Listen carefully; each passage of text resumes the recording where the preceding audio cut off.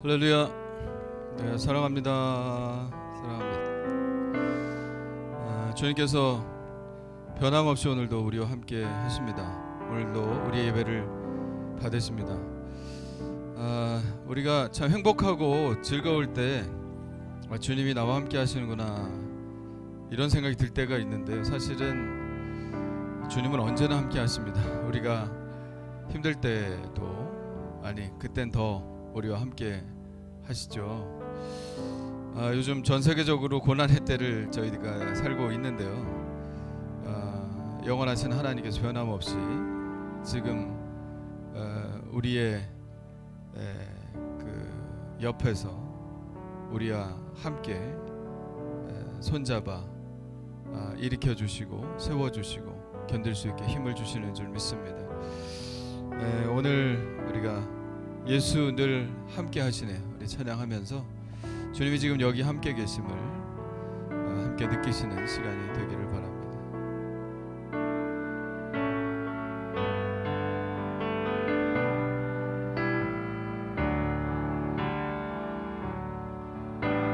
고단한 인생길 힘겨운 오늘도 예수 내 마음 아시네. 지나간 아픔도 마주할 세상도 예수 내 마음 아시네.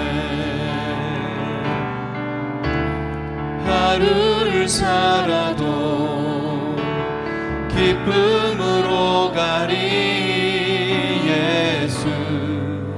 늘 함께 하시네. 후회도 염려도 온전히 맡기니 예수 늘 함께 하시네. 믿음의 눈 들어 주를 이 또한 지나가리라. 주어진 내 삶의 시간 속에 주의 뜻 알게 한 우리 처음부터 다시 찬양합니다. 고단한 인생길 고단한 인생길 힘겨운 오늘도 예수 내 마음 아시네. 지나간 아픔도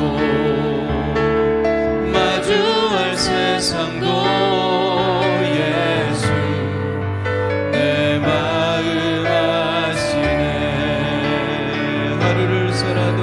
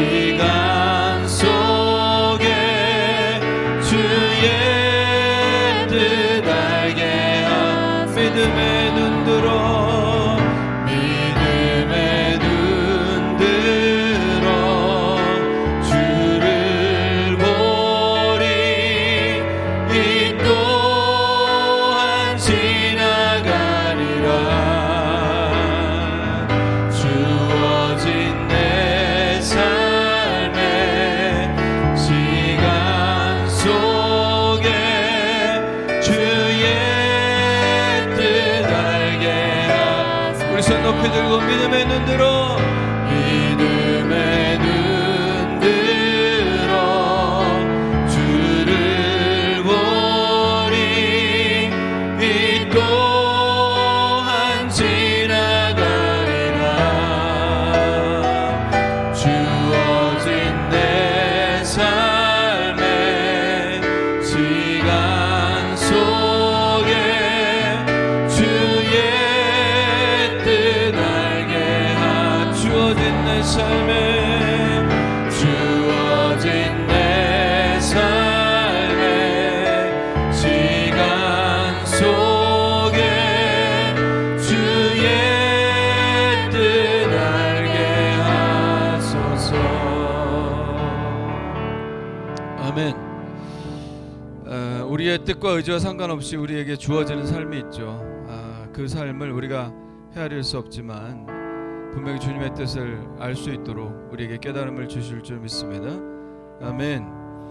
하늘교회 오신 여러분 환영합니다. 우리 하늘교회는 하나님을 모르거나 하나님을 알지만 하나님과 의미 있는 관계를 맺지 못하고 있는 사람들이 하나님과 친밀한 관계를 맺고 하나님 나라를 위한 헌신된 제자로 성장하도록 돕는 공동체입니다. 오늘 말씀 가운데 그리고 기도 가운데 예배 가운데 하나님이 함께 하시는 충만한 느낌 가지고 주님을 찬양할 수 있기를 간절히 축원합니다. 자, 우리 다 같이 일어나셔서 주님을 찬양하시겠는데요. 먼저 큰 박수로 하나님께 영광 드리겠습니다. 할렐루야.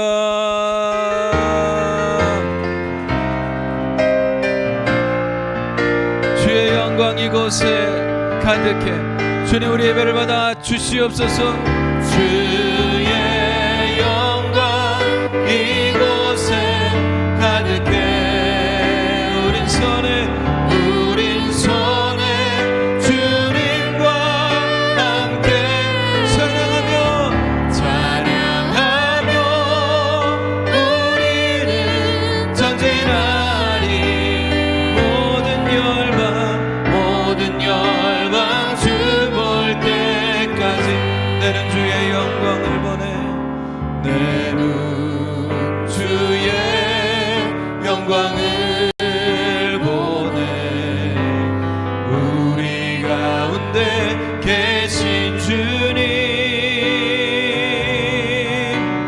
그 빛난 영광 온 하늘 덮고 그 찬송 온 땅 가득해. 내는 주의 영광을 내는 주의 영광을 보내. 찬송 가운데 서신 주님 주님의 얼굴은 온 세상 향하네. 권능의 팔을 드셨네. 주의 영광 이곳에 가득해. 할렐루야. 우린 손에 주님과 함께 찬양하며 우리는 전진하리. 모든 열방 주 볼 때 주의 영광 이곳에. 할렐루야. 주의 영광 이곳에 가득해. 할렐루야.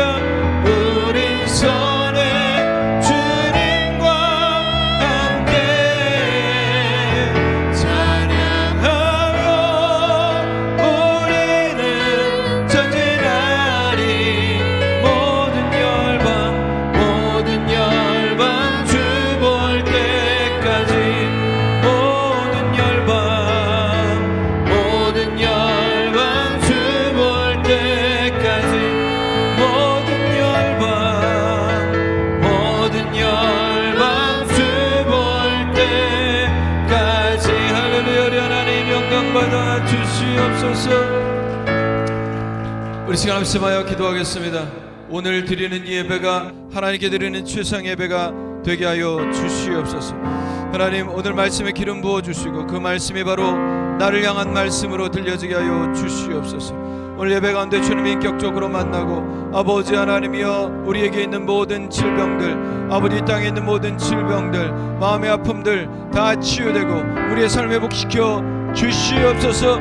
우리 주여 한번 부르짖고 합심하여 기도합니다. 주여. 할렐루야. 하나님 감사합니다. 주님께서 아버지 오늘 우리 가운데 오셔서 아버지 우리 예배를 받아 주시고 역사하여 주신 줄 믿습니다. 아버지 말씀으로 채워주실 줄 믿습니다. 그러나 아버지 하나님이여 그 이전에 먼저 주님께서 이 자리에 임재하여 주셔서 아버지 예배를 받아 주시옵소서. 우리가 전심으로 주님을 향하여 우리의 눈을 들고 아버지 우리의 입을 벌려 아버지 주님을 찬양하게 하여 주시고 아버지 하나님이여 전심으로 주님 앞에 아버지 가장 가까이 나가 아버지 하나님의 경배와 찬양과 영광을 주님 앞에 돌릴 수 있도록 주님 인도해 주시옵소서. 할렐루야. 기도합니다. 주여 아버지 하나님 주님께서 오늘 우리를 불러주셨사오니 하나님 아버지 우리 말씀으로 아버지 채워주시옵소서. 하나님 아버지 말씀으로 다스려 주시옵소서. 하나님 아버지여 말씀하여 주시고 아버지 우리가 주님 듣겠습니다.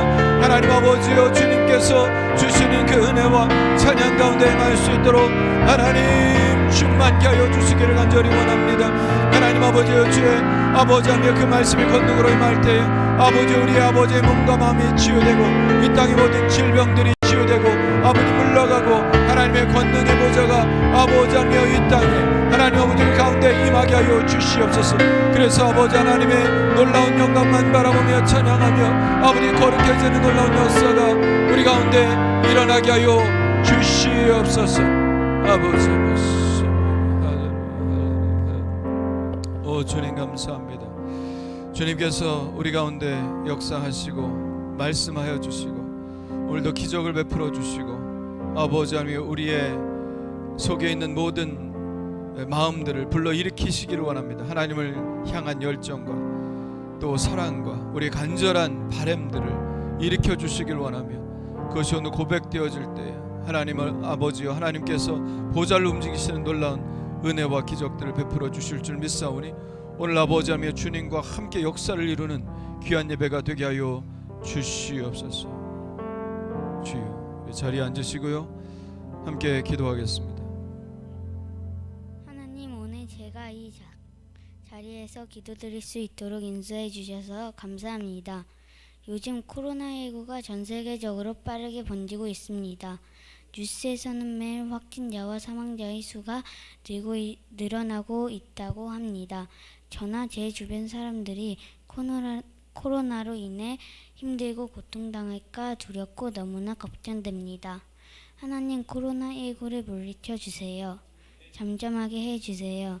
저희 한해교회 모든 성도님, 권사님, 집사님들을 지켜주세요. 매주 얼굴은 볼 수 없지만 마음만이라도 서로에게 힘이 되게 해주세요. 하나님 요즘 온라인 예배를 드려서인지 믿음이 약해져서인지 주님을 잃어버릴 때가 많이 있습니다. 저희가 세상 것들에 물들지 않고 좋은 길로 걸어가게 해주세요. 하나님 살면서 악마의 유혹이 있을 때마다 이기고 앞으로 전진하게 해주세요. 목사님의 말씀을 전하실 때에 능력을 주셔서 저희들이 하나님의 말씀을 듣고 잃어버리는 게 아니라 항상 기억하며 하나님의 말씀대로 살게 해주시고 저희를 교만하지 않고 겸손하며 주님이 알려주신 길 오직 천국의 길을 걷게 해주세요. 저희 한해교회를 위해 기도드립니다.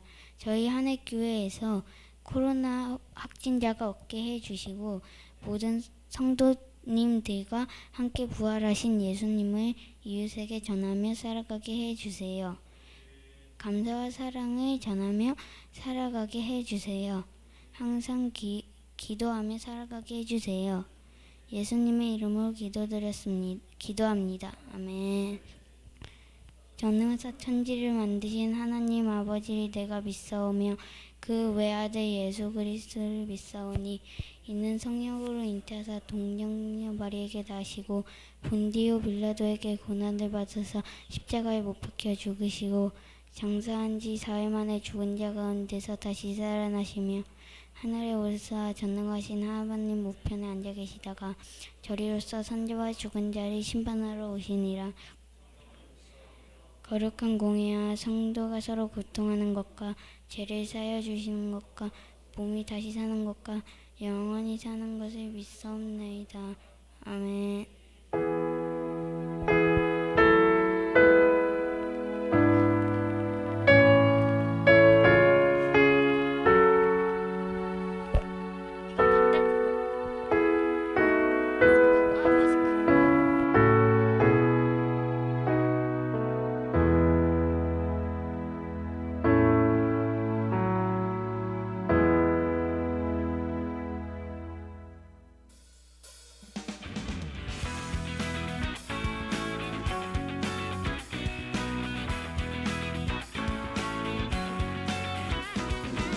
하늘교회 오신 방문자분들과 새가족 여러분들을 따스한 주님의 사랑으로 환영합니다.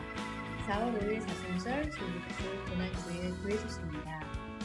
오늘 고난주일로부터 고난주간이 시작됩니다. 우리를 위해 고난당하신 예수님의 사랑을 묵상하며 기도하는 한 주간으로 삼으시기 바랍니다. 고난주간 대청소가 4월 11일 토요일 오전 11시에 교회에서 있습니다. 올해는 고난주일에 실시했던 봄맞이 대청소를 11일 성토요일에 실시합니다. 깨끗한 교회 환경을 위해 모두 협력해 주시기 바랍니다. 다음 주 부활주일 예배를 드립니다. 나의 죄를 위해 죽으시고 나의 의를 위해 부활하신 주님께 감사의 예물을 준비하여 드리시기 바랍니다. 예배 인원 분산을 위해 복장별로 오전 9시, 11시, 오후 2시 세 차례에 나누어 드립니다. 주보를 참조하시어 시간과 목장을 확인하시고 예배에 참석해 주시기 바랍니다. 사순절 기간 동안 일주일에 도끼 금식을 하시고 금식 헌금을 드려주시기 바랍니다. 여러분들이 드린 금식 헌금은 선교사 숙소 웨슬리 하우스 건축을 위해 쓰여집니다. 유튜브를 통해서 사순절 내용 묵상을 나누고 있습니다. 밴드나 유튜브를 통해서 자신을 묵상한 말씀을 나누어 주시기 바랍니다. 아울러 하늘교회 유튜브가 개설되었으니 구독과 좋아요를 꼭 눌러주시기 바랍니다. 지난주부터 기독교 대한강림회 교육부에서 제작 제공하는 어린이를 위한 영상 예배를 보내드리고 있습니다. 보내드리는 영상으로 어린이들이 오전 9시에 예배를 드릴 수 있도록 도와주시기 바랍니다. 하늘교회는 코로나19 주일 예배 수칙을 준수하고 있습니다. 예배 전후 예배실 소독, 손소독제 비치, 발열 체크, 마스크 착용, 2m 간격 유지, 참석 인원 명단, 연락처 기재, 식사 제공 금지 등을 지키고 있으니 성도님들의 협조를 부탁드립니다.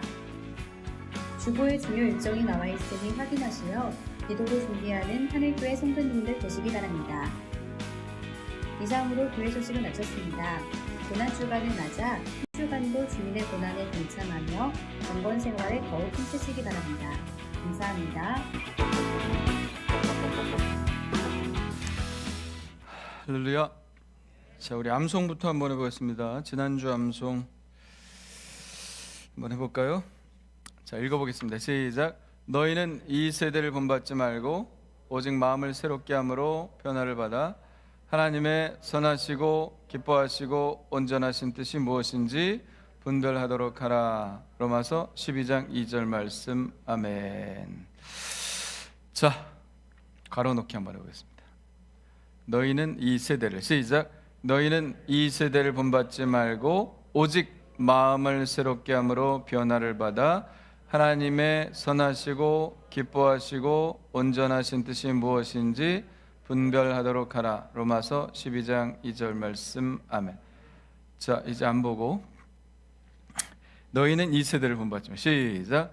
너희는 이 세대를 본받지 말고 오직 마음을 새롭게 함으로 변화를 받아 하나님의 선하시고 기뻐하시고 온전하신 뜻이 무엇인지 분별하도록 하라. 로마서 12장 2절 말씀. 아멘. 잘하셨어요. 다음 주 암송입니다. 자, 한번 읽어볼까요? 시작. 그러므로 내 사랑하는 형제들아 견실하며 흔들리지 말며 항상 주의 일에 더욱 힘쓰는 자들이 되라. 이는 너희 수고가 주 안에서 헛되지 않은 줄 알미라. 고린도전서 15장 58절 말씀. 아멘. 네, 우리가 하는 모든 주님의 일들은 결코 헛되이 돌아가지 않습니다. 하늘의 보화를 쌓아놓는 여러분 되시기를 간절히 축원합니다.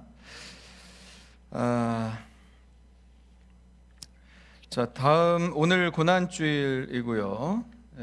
또 고난주간입니다. 내일부터 6일 동안 우리가 지난주에 여러분 금식하셨습니까? 아침을 금식하시든지 저녁을 금식하시든지 금식하셔서 주님과 함께 좀 이 고난을 동참하는 그런 일들 우리가 행해 주시기를 원하고요. 그리고 금식 헌금을 드려주시면 우리 대신 수고하고 계시는 우리 선교사님들 숙소 마련하는 헌금으로 드리도록 하겠습니다. 원래는 우리가 오늘 봄맞이 대청소를 하는 날인데 주일날 이렇게 모이는 거 별로 안 좋아하는 것 같아요, 다들. 그래서 토요일날 모여서 청소를 하도록 하겠습니다. 풀 뽑을 것도 많고요. 또 어제도 뭐 좀 찾으려고 창고를 이렇게 찾으려고 하니까 너무 정리가 안 돼가지고 여러 가지 해야 될 일이 많은 것 같습니다. 그래서 이번 주 토요일 11시까지 오셔서 함께 봄맞이 대청소 해주시면 좋을 것 같고요. 부활절 새벽 예배는 드리지 않고 1부, 2부, 3부 예배 드리도록 하겠습니다. 아시죠? 광고하신 대로 저 주보에 나와 있는 대로 성안, 청원, 스랑, 동문속은 9시 오셔야 돼요. 그리고 금당, 바울, 바나바는 11시 예배 오시고요. 베드로, 요한, 마르야, 마레다는 오후 2시 예배 오시길 바랍니다. 세 번에 분산해서 드리면 이 정도 인원으로 그냥 우리가 안심하고 예배 드릴 수 있을 것 같으니까 시간 잘 지켜주시면 감사하겠습니다. 네, 큐티 잘 하고 계시죠? 오늘 도연이가 기도를 했는데 어른보다나 어떻게 써준 거 아니죠? 안 써줬대. 자기가 내가 보니까 큐티를 열심히 한 것 같아. 큐티에 나온 내용을 그대로 깨달음을 기도로 이렇게 바꿔서 했는데 너무너무 잘했어요. 오늘 정말 칭찬해주고 싶어요. 큐티 하면 이렇게 기도의 능력도 나타납니다. 여러분 큐티 매일 하시고 제가 매일 보내드리잖아요. 그거 꼭 들으세요. 큐티를 안 하시는 분들은 꼭 더 들으셔야 됩니다. 꼭 들으시고 제가 그거 만드느라고 한 3시간은 보내요. 오전에 꼭 3시간은 보냅니다. 그러니까 꼭 들으시고 댓글도 남겨주시면 좋겠습니다. 부활주일 다음 주 예배 기억하시고 감사 예물도 꼭 드려주시고요. 요즘 교회에서 예배를 잘 안 드려가지고 이 조금 작은 교회는 굉장히 좀 재정적으로도 많이 힘들고 그런 것 같습니다. 그래서 우리 연회에서도 모금을 좀 해가지고 작은 교회들 월세 내주는 운동을 지금 또 하고 있어요. 저희도 좀 동참하고 싶은데 저희도 지금 근근히 가까스로 버티고 있는 중입니다. 그래서 좀 여유 있게 하면 우리가 다른 교회들도 좀 돕고 그럴 수 있을 텐데 여러분 다른 건 몰라도 부활절 헌금만큼은 꼭 함께 동참해 주시기를 바랍니다. 자, 하나님 말씀 보겠습니다. 하나님 말씀은 누가복음 22장 63절로 71절 말씀입니다.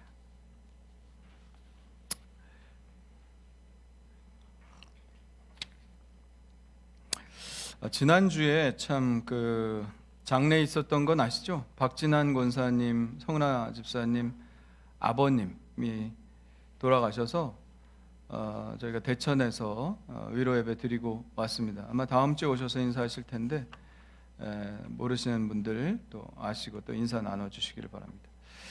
자, 누가복음 22장 63절로 71절 말씀입니다.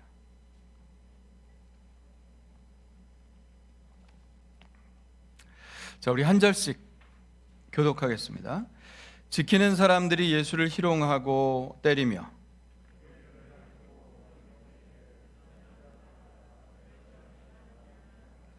이 외에도 많은 말로 욕하더라.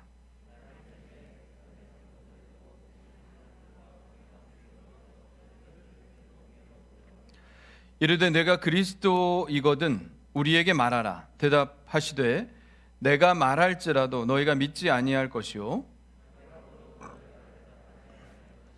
그러나 이제부터는 인자가 하나님의 권능의 우편에 앉아 있으리라 하시니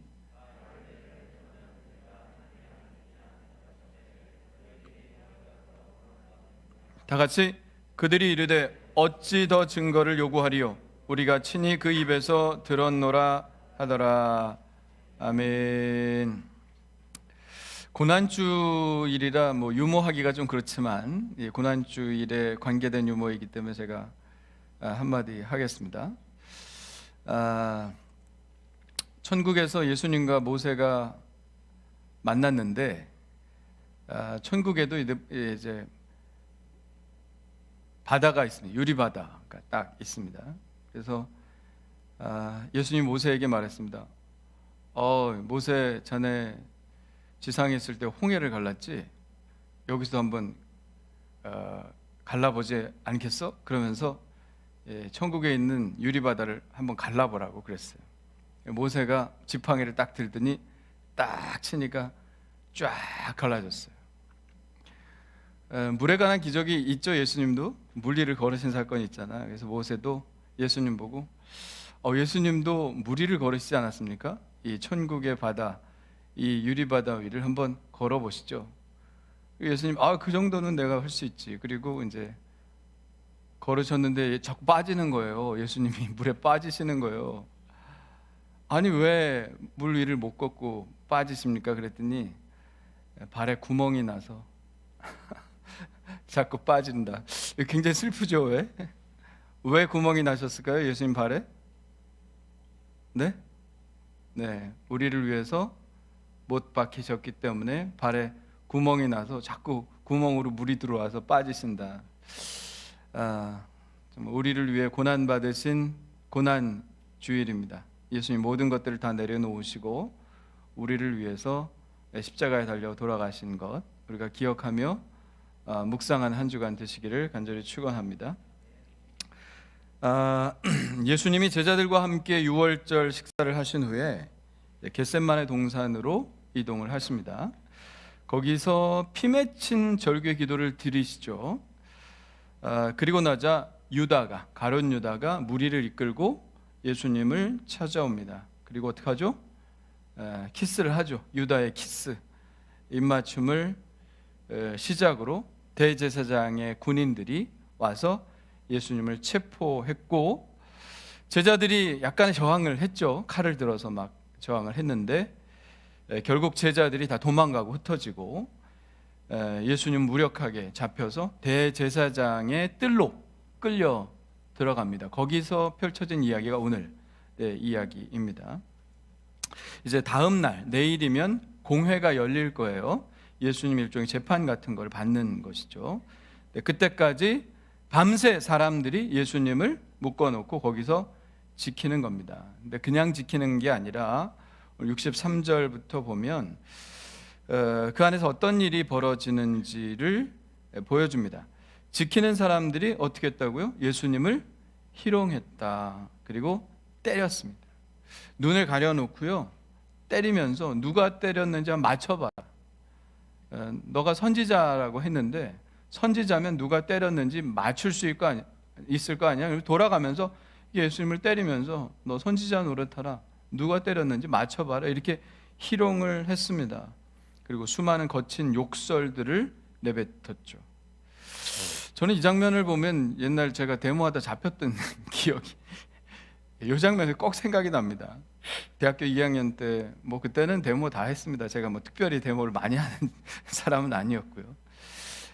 영화 1987년 거기에 보면 딱 제가 대학교 2학년 때 이야기인데 수많은 사람들이 막 시위에 참여를 했었죠. 그때 어떻게 잡혔습니다. 제가 잡혀가지고 원래 똑똑한 애들 안 잡히는데 어수룩해가지고 잡혔습니다. 경찰서에 끌려갔는데 조석 꾸미기 전에 먼저 내가 하도 많이 잡혀오니까 대강당 같은데 이렇게 큰 이 정도 강당이었던 것 같아요. 경찰서에 뭐 교육도 하고 이런 강당인 것 같은데 거기 몰아놓고 이제 다음 날 뭐 직결 심판에 넘기기까지 또 이렇게 대기합니다. 그럼 거기 의경들이 또 같이 들어와 있거든요. 의경들이 어떻게 했겠습니까? 우리를. 의경들이 하루 종일 스트레스 받았잖아요. 시위 막느라고 고생했잖아요. 누구 때문에 그런 거예요? 요놈들 때문에 그런 거죠. 요놈들 때문에 그런 거예요. 그러니까 거기 화풀이를 얼마나 하겠습니까? 예? 정말 그 말할 수 없는 수치와 모욕을 줍니다. 네 아빠 뭐해? 우리 아빠 뭐 합니다. 그러면 아빠는 그렇게 너 키우려고 고생할 때 데모만 해? 그러면서 또 때리고, 그러면서 아주 밤새 그렇게 희롱을 하고 조롱을 합니다. 전 똑같은 상황이었던 것 같아요. 예수님도 다음날 공회에 넘겨지기 전까지 이 대제사장의 무리들이 예수님을 갖고 노는 거예요. 그냥 밤새 조롱하고 핍박하고 욕하고 때리고 하면서 그 시달림이 얼마나 컸을까 하는 생각이 듭니다. 얼마나 수치스러웠을까. 사람 취급 안 하죠. 때리는 건 괜찮은데 비웃고 모욕하고 조롱하고, 그것은 정말 참기 힘듭니다. 예수님은 참으셨죠. 누구를 위해서? 우리를 위해서 참아내셨습니다. 왜냐하면 예수님은 십자가를 지셔야 했기 때문이죠. 우리를 위해서 모든 수치와 모욕을 다 받아내십니다. 오늘 본문에 보면 세 가지 예수님에 관한 질문이 나와요. 자, 첫 번째 질문은 이미 언급했습니다. 네가 선지자냐? 이런 질문이죠. 네가 선지자냐? 네가 선지자면 그것을 증명해봐라, 이런 거죠. 누가 때렸는지 너가 선지자면 알 거 아니냐. 네가 선지자냐 하는 질문이 있는 거예요. 이 질문에 대해서 예수님은 아무 말씀도 하지 않으시죠. 그리고 두 번째와 세 번째 질문은 바로 다음날 열린 공회에서 이루어집니다. 예수님이 밤새 고초를 겪으시고 날이 새자 대제사장과 서기관들이 모여있는 공회의 앞에 섭니다. 공회는 국회와 같은 것입니다. 최고의 그 기관이죠. 모세가 70명의 장로들을 세워서 같이 이렇게 다스린 이야기가 민수기에 나오죠. 그대로 70명의 공회원을 이제 세웁니다. 주로 대제사장하고 서기관들, 그들을 보통 이제 장로다 이렇게 얘기했는데, 그들이 이제 70명이 구성되었습니다. 그래서 여기서 다 결정해요. 입법도 여기서 하고요, 율법도 여기서, 입법, 사법, 행정까지 다 주관하는 회의가 바로 산헤드린 공회, 최고의 권력기관이죠. 자, 이 공회 앞에 섰을 때 예수님께 질문합니다. 내가 그리스도이거든 우리에게 말하라. 이것이 아마 그들에게 가장 궁금한 질문이었을 겁니다. 당시 경건한 그리스도인들은 그리스도인이 아니죠. 당시 경건한 유대인들은 그리스도를 기다렸습니다. 그들 말로 한 메시아죠. 그리스도를 기다렸습니다. 아니, 온 이스라엘이 그리스도를 기다렸습니다. 왜냐하면 그리스도가 오면 모든 압제로부터 그들을 해방하고, 누구로부터? 로마의 압제로부터 그들을 해방하고 다윗의 왕권을 회복할 것을 기대했기 때문에 그렇습니다. 그래서 그들은 이렇게 보다가 비범한 인물이다 생각하면 혹시 저 사람이 그리스도가 아닐까? 이렇게 생각을 했습니다. 누가 그랬을까요? 세례 요한. 세례 요한이 비범한 인물이었죠. 누가복음 3장에 보면 이런 말씀이 나옵니다. 백성들이 바라고 기다림으로 모든 사람들이 요한을 혹 그리스도신가 심중에 생각하니, 혹시 저 사람이 그리스도가 아니야? 우리가 계속해서 기다려왔고 구약 성경에 예언된 그리스도가 아닐까? 세례 요한을 이렇게 대입해 보았다는 것입니다. 그런데 세례 요한은 어떻게 말했죠? 세례 요한은 나는 그리스도가 아니다. 내 뒤에 오시는 이가 있다. 그분이 누굽니까? 예수님이죠. 세례 요한은 바로 예수님을 그리스도라고 지목을 한 것입니다. 자, 예수님, 그리스도가 맞습니다. 예수님 태어날 때부터 천사들이 목자들에게 나타나 이렇게 말했습니다. 무서워하지 말라. 보라, 내가 온 백성에 미칠 큰 기쁨의 좋은 소식을 너에게 전하노라. 오늘 다윗의 동네에 너희를 위하여 구주가 나셨으니 누구예요? 곧 그리스도 주시니라. 천사들이 목자들에게 바로 예수님이 그리스도라고 증언을 했습니다. 또 예수님도 말씀하셨어요. 제자들에게 예수님이 제자들에게 물으셨죠. 너희는 나를 누구라 하냐? 그렇게 물었을 때 베드로가 이 누가복음에는 이렇게 대답을 합니다. 하나님의 그리스도시니이다. 베드로가 대답했죠. 하나님의 그리스도시니이다. 마태복음에는 조금 더 구체적으로 나와 있습니다. 주는 그리스도시요 살아계신 하나님의 아들이시니이다. 이렇게 이야기를 했습니다. 그때 예수님께서 말씀하셨습니다. 바요나 시몬아 내가 복이 있도다. 이를 내게 알게 하니는 혈육이 아니요 하늘에 계신 내 아버지시니라. 맞았다는 거예요? 틀렸다는 거예요? 맞았다. 네 말이 맞았다. 나는 뭐다? 그리스도다. 이렇게 예수님께서 제자들 앞에서 자신이 그리스도이신 것을 밝히시고 아무에게도 얘기하지 마라. 이렇게까지 또 말씀을 하셨습니다. 성경의 곳곳에서 예수님이 그리스도이신 것이 증거되고 있습니다. 그러므로 이 질문은 그렇게 어려운 질문이 아니죠. 네가 그리스도인지 내게 말하라.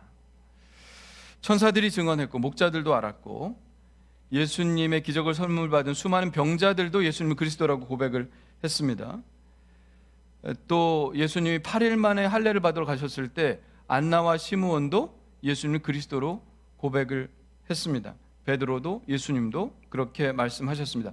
맞습니다. 예수님은 그리스도이십니다. 우리의 구원자로 오신 그리스도가 바로 예수 그리스도죠. 그런데 그들이 이 질문을 합니다. 내가 그리스도이거든 우리에게 말하라. 참 쉬운 질문인데 이미 다 나와 있는 답이고 예수님께서 그렇다 이렇게 말만 하시면 되거든요. 그런데 예수님은 그렇게 대답 안 하셨죠. 67절 68절 어떻게 대답하셨는지 볼까요? 내가 말할지라도 너희가 믿지 아니할 것이요 내가 물어도 너희가 대답하지 아니할 것이니라. 자, 왜 이렇게 대답을 하셨을까요? 어떤 목사님이 이렇게 부흥회 때 교인들한테 질문을 하십니다. 뭐 질문을 하면 교인들이 보통 대답을 하나요, 안 하나요? 가만히 있어요. 특히 우리 교회에서 물어보면 대답을 안 하고 가만히 있습니다. 그럼 그 목사님이 그러시더라고요. 대답을 안 하는 이유는 말이 말 같지 않거나 사람이 사람 같지 않거나 둘 중에 하나라고 얘기를 하시더라고요. 비슷한 거 아닐까요? 지금 예수님께서 대답을 안 하신 것 비슷하지 않을까요? 우리 부모가 아이들한테 뭐 질문을 하고 막 대답을 추궁할 때 애들이 말 안 하는 경우가 있죠. 왜 안 하는 줄 아십니까? 자기 말 안 믿어줄 거 아니까. 자기 말 안 믿어주고 자기 말을 진지하게 안 받아줄 것을 아니까 아예 말을 안 하는 겁니다. 괜히 입만 아프죠. 예수님이 대답을 안 하시는 이유는 분명합니다. 내가 말해도 너희가 믿지 아니할 것이다. 정말 궁금해서 하는 질문이 아닙니다. 당신이 그리스도이시면 우리가 믿겠습니다. 이런 게 아니거든요. 예수님을 신성모독죄로 뒤집어 씌워서 예수님을 죽이려고 하는 것이죠. 예수님은 믿음이 고백되지 않는 일들에 대해서는 아무 일도 하지 않으시거든요. 그 대신 예수님께서 다른 말씀을 하십니다. 이 대답으로 대답을 하십니다. 69절에 보면 한번 읽어볼까요? 시작. 그러나 이제부터는 인자가 하나님의 권능의 우편에 앉아 있으리라 하시니. 아멘. 대단히 의미심장한 말씀입니다. 이 말씀은 시편 110편 1절에 나오는 말씀이에요. 거기에 말씀에 보면 여호와께서 내 주에게 말씀하시기를 내가 내 원수들로 내 발판이 되게 하기까지 너는 내 오른쪽에 앉아 있으라 하셨도다. 저게 시편 1편의 말씀입니다. 다윗의 시편이죠. 이 공회원들이 생각하는 그리스도는 누굽니까? 이 땅의 통치자로서의 그리스도를 얘기하는 거예요. 이 땅 이스라엘에 국한된 그리스도였습니다. 로마를 몰아내고 다윗의 왕조를 세우는 그리스도, 이 땅의 통치자 그리스도로 생각을 했습니다. 그런데 예수님이 갑자기 이 말씀을 꺼내심으로 그리스도의 개념이 완전히 달라진 거예요. 예수님이 생각하는 그리스도는 이 땅의 통치자가 아니다. 믿습니까? 이 땅의 통치자가 아니다. 이스라엘의 통치자가 아니다. 그냥 다윗의 후손을 이을 왕이 아니다. 그리스도는 하늘의 통치자다. 할렐루야. 그리스도는 하늘의 통치자이며 전 우주적 피조물의 세계 통치자이다 하는 것을 주님께서 말씀하시는 것이죠. 온 인류, 유대인들을 구원하는 그리스도가 아니라 온 인류를 구원할, 모든 피조 세계를 구원할 완전히 새롭고 새로운 땅을 만드실 그리스도가 바로 예수 그리스도께서 말씀하신 그리스도의 개념이었습니다. 그리고 이제 곧 그 일이 벌어질 것이다. 저 하나님 우편에 앉아 있는 그 일이, 거기서 세계를 통치하실 그 일이 이제 곧 시작될 것이다는 말씀하십니다. 69절에 그러나 이제부터는, 이 말씀이 의미시작. 그러나 이제부터는 인자가 하나님의 권능 우편에 앉아 있으리라. 지금 곧, 얼마 안 있어, 곧 이런 일이 일어날 것이다 말씀하시는 거죠. 언제죠? 언제부터죠? 여러분 사도신경을 통해서 여러분 이 스토리를 알잖아요. 그렇죠? 어떻습니까? 지금 예수님이 고난을 받으시잖아요. 본디오 빌라도에게 고난을 받으사 십자가에 못 박혀 죽으시고 장사한 지 사흘 만에 죽은 자 가운데서 살아나시며 하늘에 오르사 하나님 보좌 우편에 앉아 계시다가, 그죠? 요 스토리입니다. 이제 곧 고난 받으시고 이제 곧 예수님께서 하나님 보좌 우편에 앉아 계실 것을 말씀하십니다. 그래서 예수님은 이제 곧이라는 말을 쓰신 것이죠. 이제부터 얼마 남지 않았다. 그 일이 일어나게 되면 이제 그들의 자리와 예수님의 자리가 바뀌겠죠. 지금은 예수님이 피고가 되고 공회원들이 재판석에 앉았지만 그때가 되면 완전히 바뀔 것입니다. 어떻게 해요? 그들이 피고의 자리에 앉게 될 것이고 예수님께서 통치자의 자리에 앉게 될 것입니다. 그들이 지금은 그들의 알량한 권세를 가지고 예수님을 피고석에 앉히고 예수님의 생사를 주관하고 있다고 착각할지 모르지만 그때가 되면 그들의 삶을 주관할 수 있는 최종적인 권세는 바로 예수 그리스도께 있음을 그들이 보게 될 것입니다. 사랑하는 성도 여러분, 이 세상을 다스릴 유일한 권세는 그리스도이신 예수님께만 있음을 믿으시기를 간절히 축원합니다. 우리가 지금 예수님을 그리스도라고 고백하는 이유가 무엇입니까? 우리가 고백하는 예수 그리스도는 유대인들이 고백하던 그리스도와 다릅니다. 우리가 고백하는 그리스도는 한 나라의 통치자가 아닙니다. 우리가 고백하는 예수 그리스도는 이 땅의 모든 사람들, 지금 살아 숨쉬고 있는 사람들 뿐만 아니라 과거에 살았던 사람들, 그리고 앞으로 미래에 살 사람들, 그들의 그리스도죠. 그리고 이 땅 대한민국이 아니라 온 세계, 아니 온 모든 피조 세계를 주관하고 계시는 통치자이십니다. 그 통치자로서의 그리스도를 우리가 고백하고 있는 거예요. 또 그뿐만 아니라 이 세계를 넘어서서 영원한 세계의 통치자로서 그리스도의 왕 되심을 우리가 고백하고 있는 것입니다. 오늘 본문에 등장하는 사람들 다 권세자들이죠. 공회원들, 국회의원들입니다. 요즘 국회의원 선거하려고 얼마나 애를 많이 씁니까? 왜 그럴까요? 권세가 있으니까. 국회의원들 권세가 있더라고요. 우리 여기 청원초등학교 체육관 지려고 얼마나 애를 많이 썼는지 모릅니다. 제가 운영위원장 할 때 이 사람도 찾아가고 저 사람도 찾아가고. 근데 잘 안 돼요. 돈이 한두 푼 드는 게 아니니까.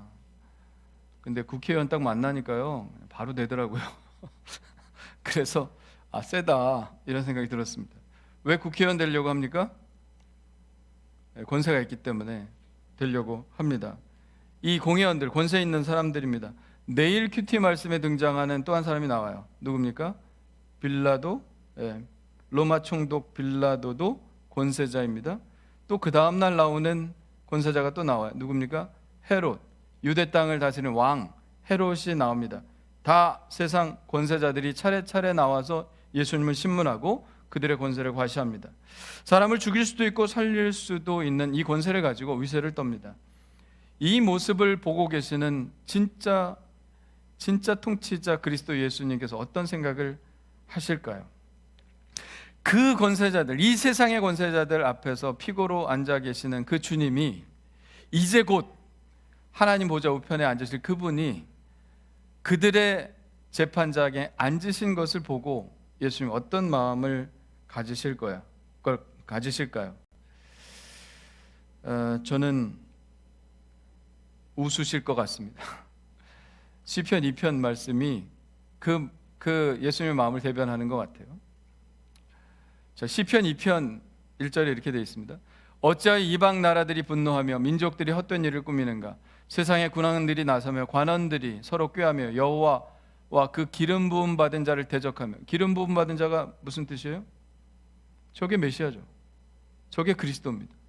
그리스도를 대적하며 우리가 그들의 맨 것을 끊고 그의 결박을 벗어버리자 하는도다. 네, 하나님께서 어떻게 하신다고요? 하늘에 계신 이가 웃으시며 주께서 그들을 비웃으시리로다. 아멘. 이게 예수님의 마음이실 것 같아요. 너희가 세상에 그 알량한 권세를 가졌다고 지금 그 자리에 앉아있지만 결국 조금 있으면 너희들은 나의 다스림 가운데 있을 것이다 는 말씀입니다. 여러분, 우리도 세상의 권세를 가진 사람들 앞에 설 때도 있고 그렇지만 여러분, 세상 권세 두려워하지 마십시오. 세상의 권세자들 앞에 순교자로 섰던 수많은 사람들이 그렇게 외쳤습니다. 내가 사람을 두려워하랴 하나님을 두려워하랴. 사람은 권세자들이 아닙니다. 진짜 권세자는 바로 그리스도이신 하나님의 아들 예수 그리스도이심을 여러분 믿으시길 바랍니다. 그러므로 세상의 모든 권세들에 굴복하지 마시고 진정한 유일한 통치자이신 예수님의 말씀에만 굴복하시며 살아가시는 여러분 되시기를 간절히 축원합니다. 오늘 말씀이 바로 우리에게 예수 그리스도가 어떤 분이신지를 분명하게 드러내시는 거예요. 세 번째 질문도 마찬가지죠. 그럼 네가 하나님의 아들이냐? 예수님 말씀하십니다. 너희들이 내가 그라고 말하고 있느니라. 예수님이 어떤 분이신지를 드러낸 사람이 예수님이 아니에요. 바로 그들입니다. 그들은 그런 의도가 아니었겠지만 그들이 질문한 두 가지 질문, 뭐죠? 그리스도냐? 하나님의 아들이냐? 요 두 가지 질문이 오히려 예수님이 어떤 분이신지를 분명하게 드러내고 있습니다. 이것은 베드로의 고백과 정확히 일치하죠. 베드로가 뭐라고 그랬어요? 주는 그리스도시요 살아계신 하나님의 아들이십니다. 이게 예수님에 대한 두 가지 진정한 고백입니다. 근데 그들이 질문이 바로 이거예요. 당신이 그리스도냐? 당신이 하나님의 아들이냐? 그들의 질문을 통해서 예수님이 어떤 분이신지 오늘 분명하게 우리에게 드러나고 있는 것이죠. 사랑하는 성도 여러분, 우리가 예수님께 대해서 고백하는 고백은 바로 이 고백입니다. 주는 그리스도시고 하나님의 아들이십니다. 여러분, 이 주님이 어떤 분이신지 여러분 안에 분명한 이 고백을 갖고 사시기를 간절히 축원합니다. 주님이 바로 하나님이시라는 얘기죠. 예수님은 그저 좋은 말씀을 많이 해주시는 성인이 아닙니다. 인류의 선생님이 아닙니다. 예수님은 단지 기적을 일으키시는 초능력자가 아닙니다. 예수님은 하나님의 아들 그리스도이십니다. 우리 따라합시다. 하나님의 아들 그리스도. 할렐루야. 예수님은 하나님 자신이며 이 땅과 하늘과 온 우주, 과거와 현재와 미래, 그리고 영원한 하나님의 나라를 다스리는 통치자요 권세자입니다. 바로 우리가 믿는 예수님이 그런 분이시죠. 예수님이 어떤 분이신지에 대한 이 고백은 너무너무 중요합니다. 여러분이 매주 고백하는 사도신경에 이게 다 들어가 있는 거예요. 여기에서, 이 고백에서 바로 신앙과 불신앙이 갈라지는 것이죠. 여기에서 천국과 지옥이 결정되는 것입니다. 이 고백을 통해서 불신자와 신자가 갈라지는 지점이 바로 이 지점입니다. 예수님을 어떻게 보느냐, 예수님을 어떻게 바라보느냐, 그냥 좋은 선생으로, 좋은 인류의 스승으로 바라보느냐, 아니면 예수님을 하나님의 아들이요 그리스도라고 고백하느냐, 여기에 달린 문제입니다. 여러분들은 정말 예수님을 어떻게 생각하시나요? 하나님의 아들 그리스도라고 고백하십니까? 많은 사람들이 예수님을 존경합니다. 세계 4대 성인 중에 예수님이 들어가죠. 인류의 스승이라고 이야기를 합니다. 많은 사람들이 예수님을 호기심과 존중감을 가지고 바라봅니다. 그러나 아무리 예수님에 대해서 호감을 갖고 있다 할지라도 2000년 전에 이 땅에 오신 예수, 그분이 바로 하나님의 아들이며 이 세상의 통치자 그리스도라는 고백을 할 수 없다면 그는 아무리 예수님에 대해서 좋게 말을 해도 하나님 나라의 백성이 될 수 없습니다. 여러분들도 혹시 예수님을 그냥 좋은 분으로, 부처님이나 예수님이나 비슷한 거 아니냐, 사촌 아니냐, 뭐 이렇게 생각하는데 절은 멀고 교회는 가까우니 교회나 나가자, 이렇게 생각하고 계시는 분이 있다면 그분은 그리스도인이 아닙니다. 그리스도인의 분명한 고백은 이것이어야 합니다. 그리스도인의 분명한 고백은 예수는 하나님의 아들이시며 이 세상 통치 권세자 그리스도다라고 하는 고백이 있어야 하는 것입니다. 여러분들이 아직 예수님을 하나님의 아들이요 그리스도라는 고백을 할 수 없는 분이시라면 제 얘기를 들어보십시오. 예수님은 좋은 분임에 틀림이 없습니다. 성경을 읽어보면 그분의 자비와 사랑, 긍휼이 얼마나 큰지 알 수 있죠. 그분의 말씀이 얼마나 비범한지 우리는 알 수 있습니다. 그리고 지금도 교과서나 철학서적 수많은 저작들에서 예수님이 인류에 미친 영향이 얼마나 큰지 이야기해주고 있습니다. 그런데 정작 그 존경받아야 마땅한 그분이 당신을 하나님의 아들 그리스도라고 말씀하고 계십니다. 어떤 사람들이 여기서 딱 걸려요. 예수님이 좋은 선생이고 위대하신 분임은 알겠는데 예수님이 하나님은 아니다. 그건 아니다. 이렇게 생각하는 사람이 있습니다. 근데 이건 어리석은 생각입니다. 아니 그렇게 위대하신 분이 자기 입으로 그렇게 말하셨다면 그거 믿어야 되는 거 아닙니까? 아니 위대한 선생이라고 이야기하면서도 예수님이 하신 말을 부정한다면 그건 둘 중에 하나죠. 뭡니까? 사기꾼 아니면 미친 사람이죠. 두 가지 가능성밖에는 없습니다. 사기꾼과 미친 사람이 다른 점이 뭐죠? 사기꾼은 자기가 하는 말이 거짓말인 줄 알아요. 근데 미친 사람은 뭐예요? 자기가 하는 말이 진짜인 줄 알아요. 그게 미친 사람입니다. 근데 예수님 미친 사람입니까? 미친 사람이 그렇게 아주 주옥 같은 말씀을 하실 수 있습니까? 그렇게 아주 예리한 그런 말씀들로 사람들을 제압하고 할 수 있습니까? 없죠. 예수님은 미치지 않았습니다. 그렇다면 예수님은 사기꾼 거짓말장입니까? 아니죠. 왜냐하면 거짓말장이는 자기의 거짓말을 위해서 죽지는 않아요. 자기의 거짓말을 위해서 십자가에 달려 죽을 사람이 세상에 어디 있겠습니까? 예수님은 진리를 위해서 죽으신 것이죠. 진리를 위해 죽는 것입니다. 그래서 예수님은 미친 사람도 아니고 사기꾼도 아닙니다. 그런데 그분이 당신을 하나님의 아들 그리스도라고 했다면 어떻게 해야 됩니까? 믿을 수밖에 없죠. 예수님을 위대한 선생이라고 하고 그리고 예수님을 하나님의 아들 그리스도라고 믿지 않는 것은 이것은 서로 모순이 되기 때문에 남은 길은 한 가지밖에 없습니다. 바로 예수님이 그리스도요 하나님의 아들이심을 인정하고 그분을 경배하며 믿고 찬양해야 됩니다. 그분께 순종하며 그분의 인도하심을 따라야 합니다. 예수님이 당신의 입으로 말씀하셨듯이 예수님은 세상의 모든 권세 위에 뛰어나신 그리스도이시기 때문입니다. 그런데 그 세상 통치자 그리스도께서 지금 그것과 어울리지 않게 고초를 당하고 계십니다. 뭔가 어울리지 않죠. 왜일까요? 왜 이렇게 고난과 고초를 마다하지 않으실까요? 바로 우리들 때문입니다. 우리의 죄 때문입니다. 우리가 받아야 할 고난과 고초 때문에 예수님께서 대신 그 고난을 받으신 것이죠. 예수님의 고난을 설명할 수 있는 것은 그것밖에 없습니다. 예수님의 삶을 보십시오. 예수님의 삶을 보십시오. 얼마나 고귀한 삶이셨습니까? 그분이 그렇게 죽어야 할 이유가 전혀 없습니다. 예수님의 이 고난을 설명할 수 있는 방법은 오직 하나밖에 없습니다. 우리의 죄를 대신해서 그렇게 하셨다는 것이죠. 우리를 너무 사랑하셔서 우리가 악한 권세 속에 잡혀 사는 것이 너무 불쌍하고 안쓰러워서 영원한 지옥의 자식이 되는 것이 안타까워서 예수님께서는 우리의 모든 죄를 짊어지시고 십자가의 길을 가신 것입니다. 그리스도께서 그 모든 권세를 내려놓으시고 이 땅에 내려오신 것은 바로 나를 향한 사랑, 그것 외에는 다른 설명이 되지를 않습니다. 예수님 바로 우리를 사랑하셨기 때문에 우리를 위해서 죽으신 것이죠.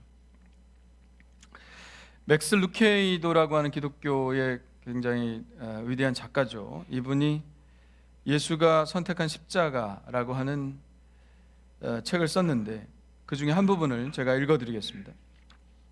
잘 들어보십시오. 그리스도는 단 한 번도 자신의 초자연적인 능력을 일신의 안위를 위해 사용치 않으셨다. 예수님은 눈썹 한 번 치켜 올리시면 가시면류관을 엮는 군병의 손을 마비시킬 수 있으셨지만 그러지 않으셨다. 놀랍다. 하지만 이것이 그분이 오셔서 행하신 사건 중에 가장 놀라운 부분일까? 별들로 구슬치기를 하시던 분이 자신의 무한성을 포기하신 것도 놀랍지만 그보다 더 놀라운 사실이 있다.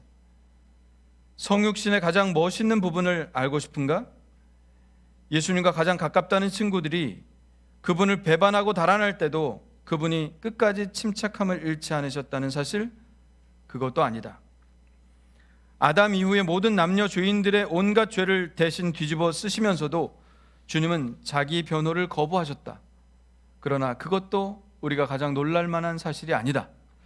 천국의 법정에서 무수한 유죄 판결이 울려 퍼지고 빛의 창조자가 죄인들이 가득한 밤의 냉기 속에 버려졌을 때도 여전히 침묵을 지키셨다. 그러나 이것도 역시 아니다.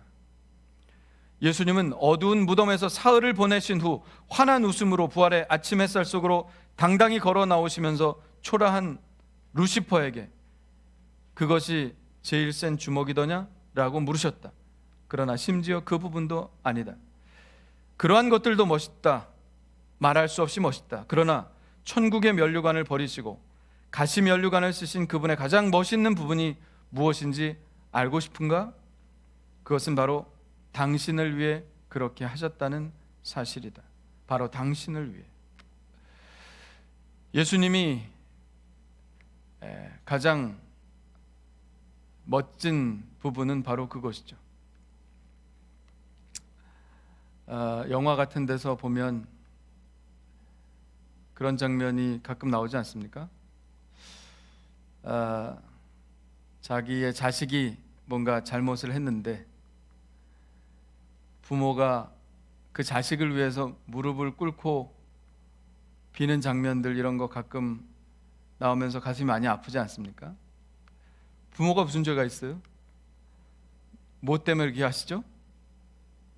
자식의 죄를 어떻게든 좀 용서받기 위해서 부모가 그렇게 하는 것이죠. 그 부모가 비굴하다고 말할 사람이 누가 있겠습니까? 그 부모를 못났다고 말할 사람이 누가 있겠습니까?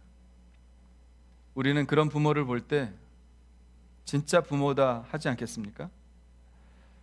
여러분, 예수님이 십자가에 달리신 이유를 아시겠습니까? 바로 여러분들의 죄를 위해서, 여러분들의 죄를 탕감하시기 위해서 예수님께서 대신 무릎을 꿇으시고 정죄함을 받으신 것입니다. 단지 비는 정도가 아니라 예수님이 대신 형벌을 받으신 것입니다. 바로 나 같은 죄인을 위해서 그렇게 하셨다는 사실이죠. 그것이 바로 가장 예수님께 놀라야 할 부분입니다. 가장 놀라운 부분, 가장 멋있는 부분, 가장 우리가 존경에 맞지 않아야 할 그런 부분이 바로 예수님께서 우리를 위해 십자가에 달려 돌아가셨다는 것입니다. 이번 주는 고난주간입니다. 여러분, 어떤 화두를 붙잡고 이번 주 살아가실 것입니까? 또 오늘 예배 끝나면 코로나 얘기나 하고 지나시지 않겠습니까? 가장 나쁜 게 망각입니다. 우린 생각하고 살아야 합니다. 제가 두 가지만 권면드립니다. 첫째는 오늘 말씀대로 그리스도의 권세에 완전히 복종하는 삶을 사시길 바랍니다. 세상 권세 두려워하지 마시고 내가 정말 그리스도를 통치자로 인정하고 사는가 묵상하시길 바랍니다. 내가 예수님 말씀에 복종하고 사는가, 아니면 세상 사람들의 말을 듣고 사는가, 잘 생각하시고 묵상하시며 사시길 바랍니다. 두 번째는 그 권세 있으신 분이 얼마나 낮아지셨는가를 묵상하시길 바랍니다. 그 권세를 다 사용하지 않으시고 우리를 위해서 다 포기하신 것을 기억하면서 여러분들도 누군가를 사랑하기 위해서 더 낮은 것으로 내려오시는 삶을 살아가시기를 바랍니다. 그렇게 주님의 권세에 복종하고 주님처럼 더 낮아지는 삶을 통해서 주님과 더 가까이 더 일치되는 삶을 살아가는 한 주간 되시기를 간절히 축원합니다. 우리 찬양 하나 하죠. 예수 나를 위하여. 십자가를 질 때 이 찬양 가사가 바로 그것입니다. 예수 나를 위하여 십자가를 지셨다는 것입니다.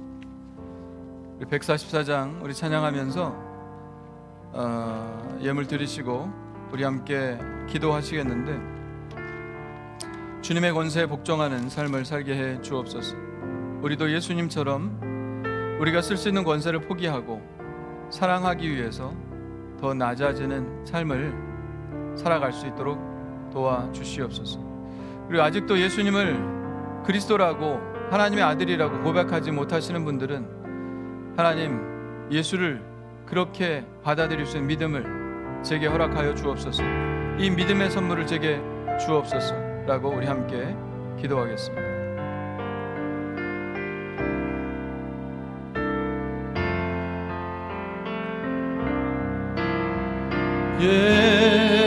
예수 나를 위하여 십자가를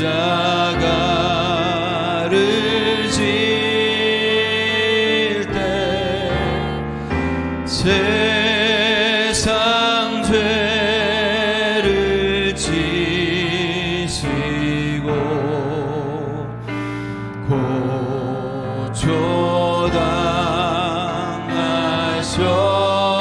고초당하셨네.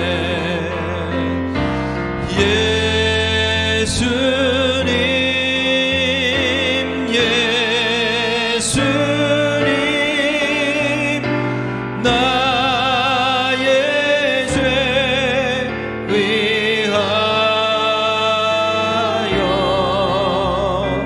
보배 피를 흘리니 주여 죄인 바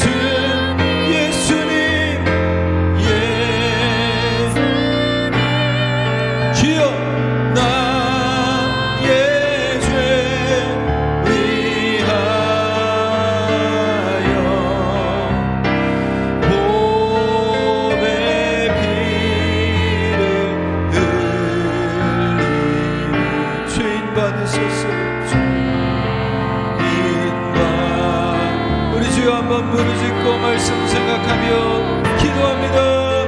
주여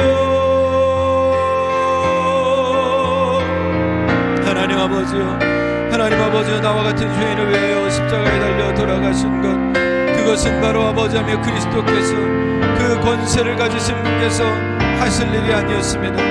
하나님 아버지요, 정말 공회 회원들 앞에서 아버지 온갖 고초를 당하시고 빌라도 앞에서, 그리고 아버지며 헤롯의 그 권세자들 앞에서 아버지며 이 우주의 권세를 가지신 분이 고초를 당하시는 것은 아버지 그렇게 하면 안 되는 것이었습니다. 그러나 아버지며 주님께서 바로 나를 위하여, 하나님 아버지 나를 위하여 나의 죄 때문에 무릎을 꿇으시고, 나의 죄 때문에 채찍을 맞으시고, 나의 죄 때문에 십자가에 못 박히시고 아버지의 물과 피를 다 쏟으시며 하나님 아버지여 정말 속죄의 제사를 드리셨습니다. 하나님 아버지여 바로 나의 죄 때문에 그렇게 하셨음을 아버지 하며 주님 오늘 다시 한번 우리가 봅니다. 하나님 아버지 나를 천국으로 이끄시기 위하여 아버지 하나님이여 나를 위하여 아버지 하나님이여 그렇게 하셨음을 아버지 하나님이여 깨닫습니다. 주여 아버지 하나님이여 그럼에도 불구하고 아버지 우리가 아버지 하나님이여 주님의 권세를 인정하지 못하고 아버지 하나님이여 주님의 그리스도이심을 인정하지 못하고 하나님 아버지 나의 뜻대로 내 마음대로 행했던 적이 너무나 많습니다. 죄인의 모습 그대로 과거의 삶 그대로 아버지 하나님이여 살았던 적이 있음을 고백합니다. 이제는 예수 그리스도의 권세를 인정하며 살게 하여 주시옵소서.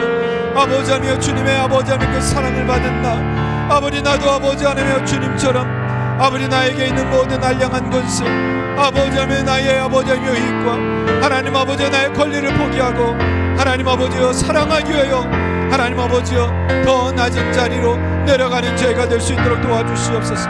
너희가 더 높아지고자 하느냐 오히려 낮아질 것이다 말씀하신 것처럼 이번 고난 주간에 아버지 하나님 우리가 주님의 아버지 그 고난을 묵상하며 나를 위하여 그렇게 하셨다는 것을 생각하며 우리도 누군가를 위하여 아버지 하나님 더 낮아지며 그 사랑 베풀 수 있는 저희들의 삶이 될 수 있도록 주님과 일치되는 삶을 살아갈 수 있도록 주님 인도해 주시옵소서.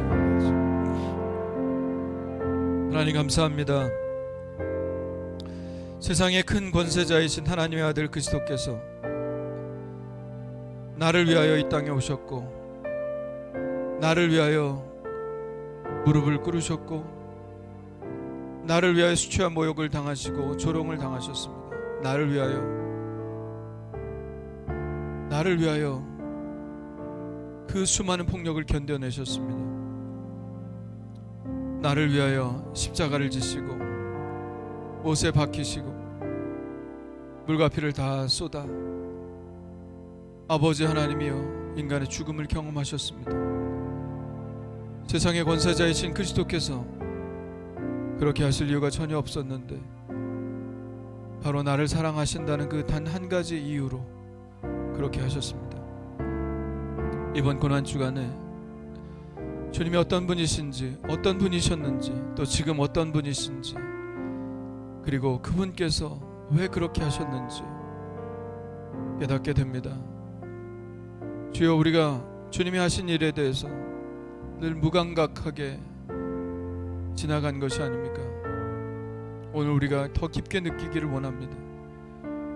주님이 그 가시관에 머리가 깊게 찔리셨듯이 우리의 마음속에도 주님의 사랑이 깊게 들어오기를 원합니다.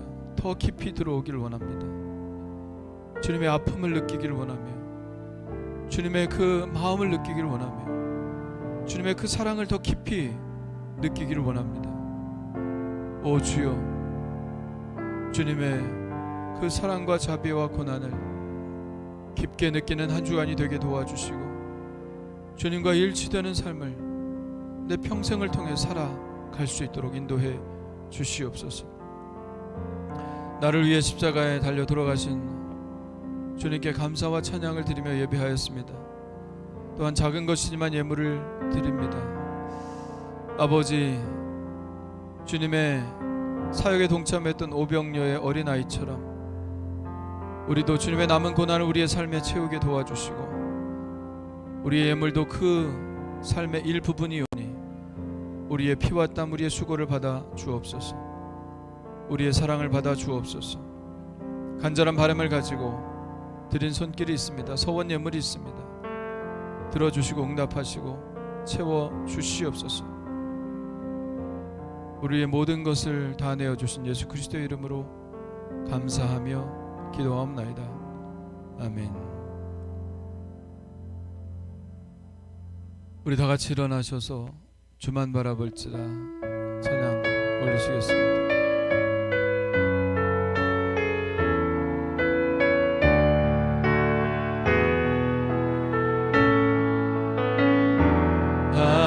하나님의 사랑을 사모하는 자, 하나님의 평안을 바라보는 자, 너의 모든 것 창조하신 우리 주님이 너를 얼마나 사랑하시는지 하나님께 찬양과 경배하는 자, 하나님의 선하심을 닮아가는 자, 너의 모든 것 창조하신 우리 주님이 너를 자녀 삼으셨네. 하나님 사랑의 눈으로 너를 어느 때나 바라보시고, 하나님 인자한 귀로서 언제나 너에게 기울이시니, 어두움에 밝은 빛을 비춰주시고, 너의 작은 시름에도 응답하시니, 너는 어느 곳에 있든지 주를 향하고 주만 바라볼지라, 주만 바라볼지라.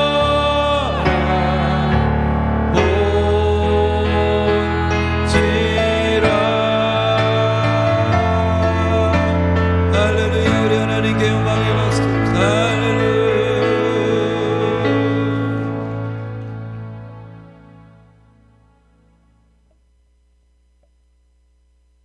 이제는 우리 주 예수 그리스도의 은혜와 하나님 아버지의 그 극진하신 사랑하심과 성령의 감화 감동 역사하심이 오늘 말씀을 듣고 예수 그리스도께서 얼마나 위대한 존재인지를 실감하고, 그러나 그분께서 우리를 위해서 십자가를 지신 것을 더욱더 깊이 실감하고, 그분을 사랑하며 그분과 일치되는 삶을 살아가기를 원하는 하나님께 모든 성도들의 삶에 지금부터 영원토록 함께하여 주실 것을 간절히 축원하옵나이다.